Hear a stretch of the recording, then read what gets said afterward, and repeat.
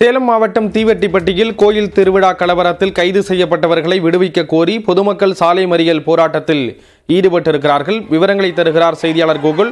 கோகுல், இப்போ என்ன மாதிரியான ஒரு சூழல் இருக்கு? பாதுகாப்பு எந்த அளவுக்கு போடப்பட்டிருக்கு? விவரங்களை பதிவு செய்ய. சேலம் மாவட்டம் ஓமலூர் அடுத்த தீவெட்டிப்பட்டியில் பெரிய மாரியம்மன் கோவில் திருவிழா தொடர்பாக இரு சமூகத்தினருக்கிடையே ஏற்பட்ட தகராறு காரணமாக இன்று சமாதான பேச்சுவார்த்தை கூட்டம் நடைபெற்றது. அந்த கூட்டத்தில் ஒரு தரப்பினர் கூட்டத்தை புறக்கணித்து வெளியேறியதால் அதன் பின்னர் இரு தரப்பினரும் ஒருவருக்கொருவர் சொற்களை மாற்றி வீசி கலவரமாக மாறியது. அங்கு இருக்கக்கூடிய கடைகளுக்கு தீ வைப்பு சம்பவம் நடந்தது.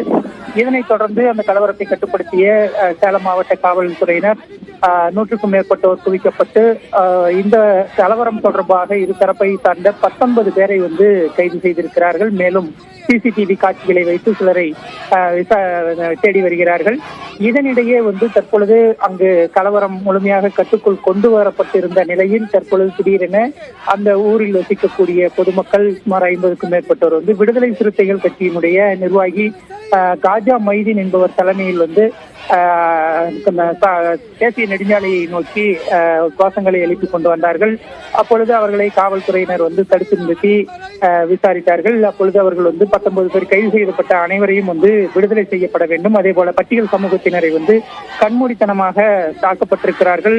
அந்த தாக்கியவர்கள் மீது நீங்கள் நடவடிக்கை எடுக்க வேண்டும் என்று வலியுறுத்தினார்கள். இதனை அடுத்து காவல்துறை எஸ்பி மற்றும் டிஐஜி உள்ளிட்டோர் அவர்களிடம் பேச்சுவார்த்தை நடத்தினார்கள்.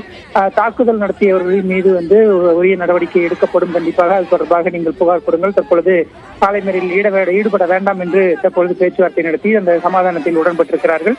தற்பொழுது அந்த சாலை மறியலில் ஈடுபட்ட அனைவரும் கலைந்து சென்றிருக்கிறார்கள். விவரங்களை வழங்கியதற்கு நன்றி கோகுல்.